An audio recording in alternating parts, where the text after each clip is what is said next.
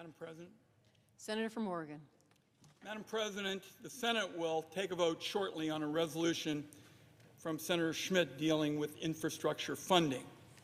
The discussion of the resolution has been pretty quiet because on its face, it looks like it's an issue dealing with a lot of budgetary lingo and Washingtonese. Obligated funds and expenditure deadlines is what people hear about.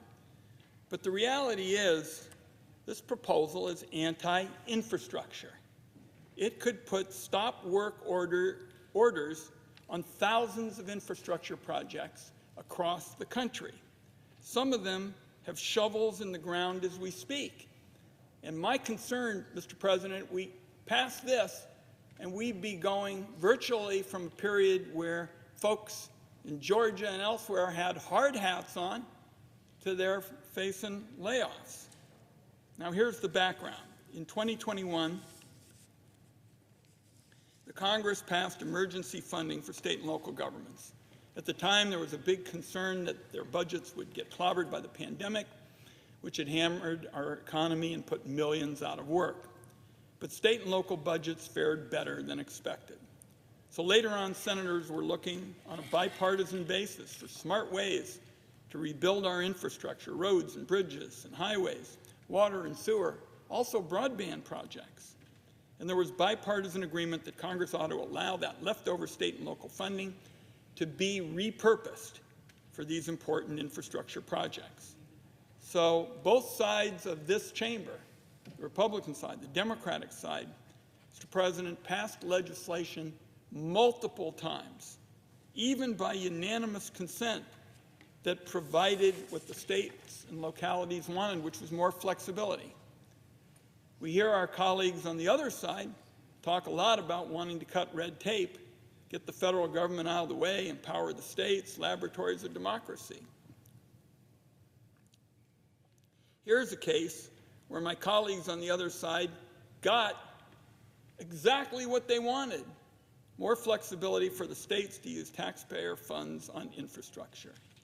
Have a Wyden concern, a highway that needs widening, a bridge that's past its useful life, a water system with lead pipes that need replacing. Congress voted on a bipartisan basis to make that easier. It's a real head-scratcher why Republicans would now want to make this difficult. Now, some have accused the Treasury Department of playing around with the expiration of the program. That hasn't happened at all. It's the same program with the same timeline and the same rules that Democrats and Republicans agreed on as recently as a few short months ago. I mentioned at the outset that this resolution puts a stop work order on thousands of projects nationwide. The numbers just really stun you when you walk through them. On the Finance Committee, we asked the Treasury Department what the impact could be in specific states. Here's an example. In the Senate President's state of Georgia, 17 projects totaling $1.4 billion could be terminated. Michigan, 160 projects. Ohio, 342 projects. Arizona, 50 projects. Montana, 404 projects. West Virginia, 73 projects. Nationwide, Mr. President, there could be thousands of projects closed. Tens or even hundreds of thousands of jobs lost. Higher costs for families and businesses that had to wait far too long for Congress to get serious about infrastructure. So I'll just tell my colleagues, as we gear up for a vote, this one is one of the most unusual votes that I've seen recently, a true head-scratcher. Bipartisanship, we all know, is a heavy lift. But the progress we've made on this issue, in my view, is actually a bipartisan highlight of the last several years. I talked to my colleagues a lot about how we find some common ground. Here we have, from day one, Senator Cornyn, my colleague on the Finance Committee, and Senator Padilla working from the outset to add additional flexibility for the pool of funds that would be available. So a Republican United States Senator, a Democratic United States senator put together a proposal that, get this, colleagues, passed by unanimous consent 3 times. So if the Senate was to walk back this bipartisan effort, originally led by a senator from California, a Democrat, a senator from Texas, a Republican, the bottom line would be that starting almost immediately, Mr. President, those hard hats that I mentioned in states like yours and others could be coming off, and they'd be looking at ways to keep a roof over their head and pay for food for their families and health care. So I'll close by this. I just don't see a good reason for the United States Senate to backtrack on solid bipartisan progress and have this chamber act in a way that leaves more of our nation's infrastructure in a state of disrepair. I urge my colleagues to preserve the bipartisan work that has been done on this issue that got strong votes 3 times. Preserve the work that's been done on this issue for infrastructure, oppose the resolution, and I yield the floor.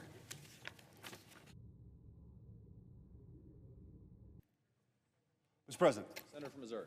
Thank you, Mr. President. I rise in support of my resolution that would overturn a rule from the Department of Treasury that affects the Coronavirus State and Local Fiscal Recovery Fund.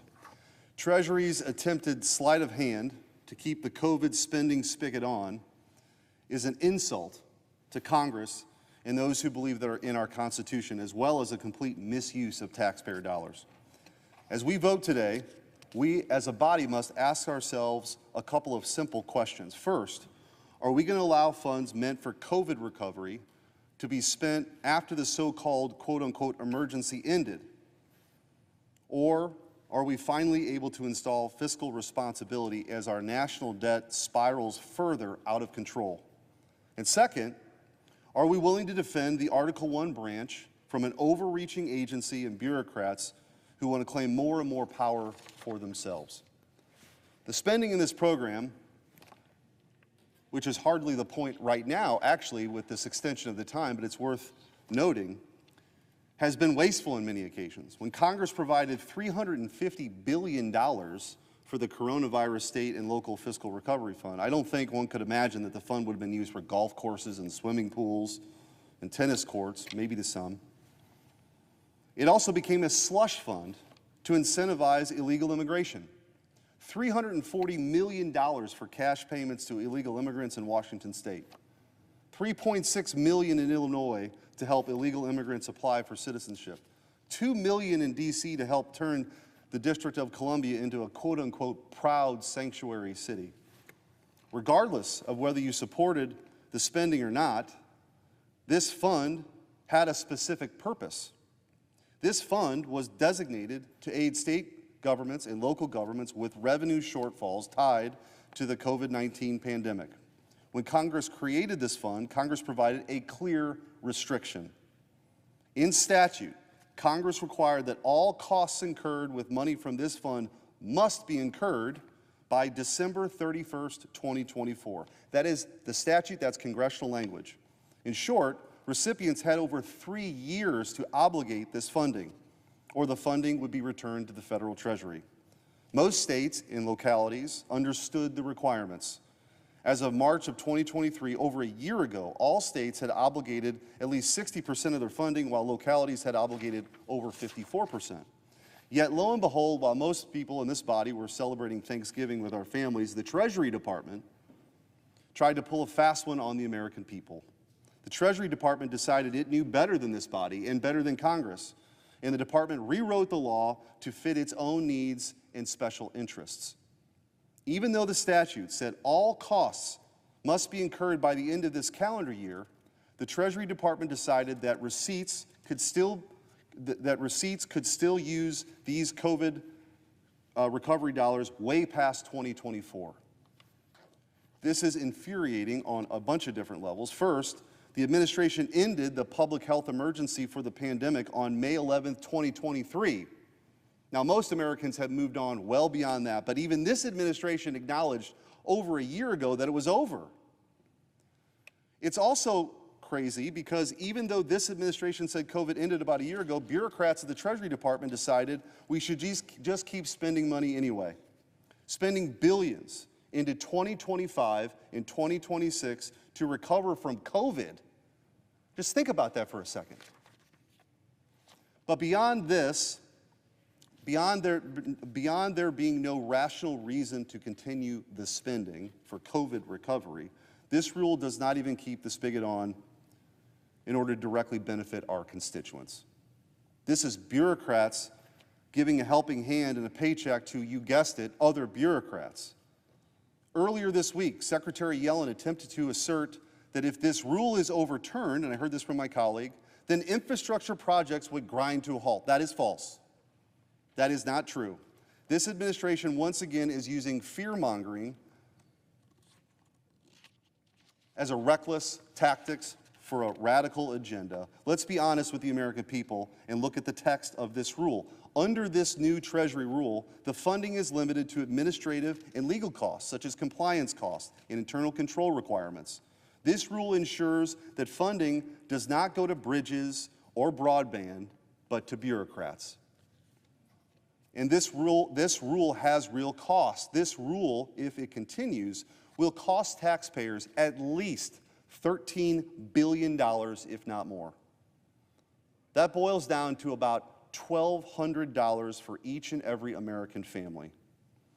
And around here, as I've learned, $13 billion doesn't seem like a lot of money to people, but we're $34 trillion in debt. We're spending nearly the same amount on interest payments on that debt as we do our national defense. This fiscal recklessness is unsustainable. The actions like this from the Treasury rule are a prime reason why we are $34 trillion in debt. Our constituents demand that we actually hold the line, that we stop spending beyond our means, especially when the rules encourage spending that is wasteful. I ask my colleagues to join me today in supporting this resolution. COVID is over. Our national debt is out of control. Inflation is sky high. It's time to reinstate fiscal responsibility here in the United States Senate. I yield back the remainder of my time, Mr. President. Ask for the yeas and nays.